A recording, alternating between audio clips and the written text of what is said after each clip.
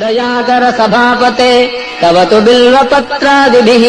समर्च्य पदपङ्कजम् सुलभमेव कैवल्यदम् कदाहमभवम् धियो विषयलम्पटोऽज्ञः कथम् चिदम्बरमहानटम् हृदि विचिन्तये सन्ततम्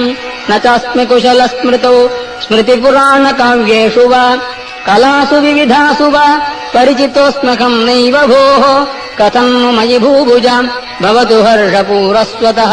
चिदम्बरमहानटम् हृदि विचिन्तये त्वामहम् नटेशसुरपूजितम् तव तु कुञ्चिताङ्घ्रिम् जनाः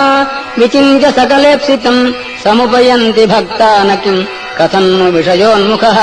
शिवकपर्दिनम् सन्ततम् चिदम्बरमहानटम् हृदि विचिन्तये त्वामहम् सदा शिव भवान् स्मृतः क्षणिकतोऽपि सर्वार्तिः विना समयदेशकालः भाग्यहीनस्त्वयम् त्वदीय परिचिन्तन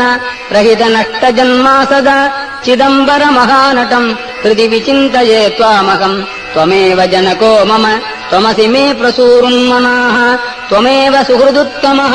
त्वमसि सूनुरादादयः भवन्तमगजाधिप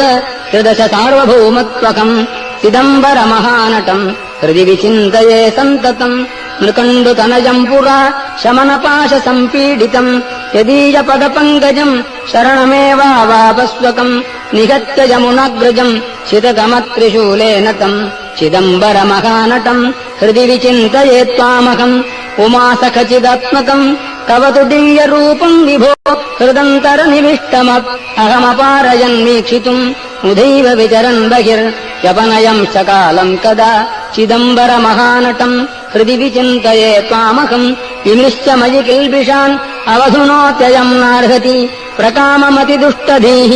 मम पदाब्जयोः संसृजम् इति क्षिपसि चेत् प्रभो कमुपयामि भीतस्त्वतः चिदम्बरमहानटम् हृदि विचिन्तये त्वामहम् जनाः कतित्रिगो सकलवेदसारात्मकम् पुरातनजनः कृते सुकृतवञ्चयैस्त्वाम् किल